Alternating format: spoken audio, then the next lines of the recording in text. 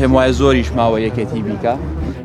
زیاتر لە مانگێکە قوبات تاڵەبانی جێگری سەرۆکوەزیرانی هەرێمی کوردستان بایکۆتی دانیشتنەکانی ئەنجومەنی وەزیرانی کردووە.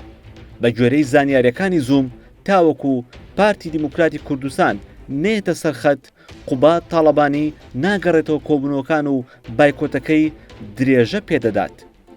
بە گوتەی سەرچاوێکی باڵا لە مەکتەبی سیاسی یەکێتی قوبات تاڵەبانی نیگەرانە لە مەسرور بارزانی سەرۆکوەزیرانی هەرێم. نیگەرانیەکەیشی پەیوەندی تەنها بە یەک بابەتەوە نییە، بەڵکو زیاد لە هۆکارێک ئەو دۆخەیان خوڵقاندووە. بایکۆتەکەی قوبات تاڵەبانی هاوکاتە لەگەڵ ئاڵۆزبوونی پەیوەندیەکانی نێوان یەکێتی و پارتی کە لە دوای هەڵبژاردنی سەرۆک کۆمار و دۆسیەی عەقید هاوکار جافەوە گەیشتە لووتکە، بەڵام ئەوەی زیاتر دۆخەکەی ئاڵۆزتر کرد ئەو جومجوڵە ئەمنیە بوو کە لە چواردەوری ماڵی قوبات تاڵەبانی لە هەولێر ڕوویدا. ئێمە نەبووینایە کوردستان قەت نەبوو بەو قەوارەی کە ئێستا خەڵکی شانازی پێوەکە. نیگەرانیەکانی قوبات تاڵەبانی دوو هێندە زیادی کرد کاتێک لە دوای ڕووداوەکەوە پارتی دیموکراتی کوردستان بێدەنگی هەڵبژارد و هیچ شتێکی لەو بارەوە نەگوت.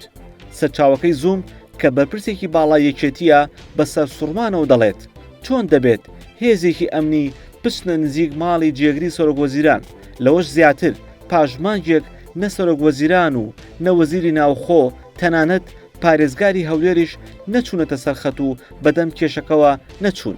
ئەم ڕووداوانە کێشە کەڵەکەبووەکانی ڕابردووی نێوان پارتی وێکێتیان زیندوو کردەوە کە خۆی لە جێبەجێ نەکردنی کارنامەی کابینەی حکوومەت و کەمی بودجە و موچەی ئیداری سلێمانی دەبینێتەوە. بایکۆتەکەی قوبات تاڵەبانی هەموو پایتەختی نەگرتووەتەوە. ئەو ئێستا لە بارەکەی مەکتەبی سیاسی حزبەکەی لە هەولێر دەوام دەکات و پێشوازی لە میوانەکان دەکات. بەڵام لەگەڵ ئەوەشدا بە گوێرەی زانیاریەکانی زووم ستافی نووسینگەی جێگری سەرۆکوەزیران لە باڵەخانەی ئەنجومەنی وەزیران دەوام دەکەن و کارەکانی نووسینگەکەی قوبات تاڵەبانی بەڕێوە دەبن. ئەوەی دەمێنێتەوە خودی قوبات تاڵەبانیە کە تەنها بایکۆتی کۆبوونەوەکانی ڕۆژانی چوارشەمەی ئەنجومەنی وەزیرانی نەکردووە، بەڵکو لەو ڕۆژەوە هیچ نووسراوێکی حکومیشی ئیمزا نەکردووە و نەچۆتە نێو باڵەخانەی ئەنجومەنی وەزیرانەوە.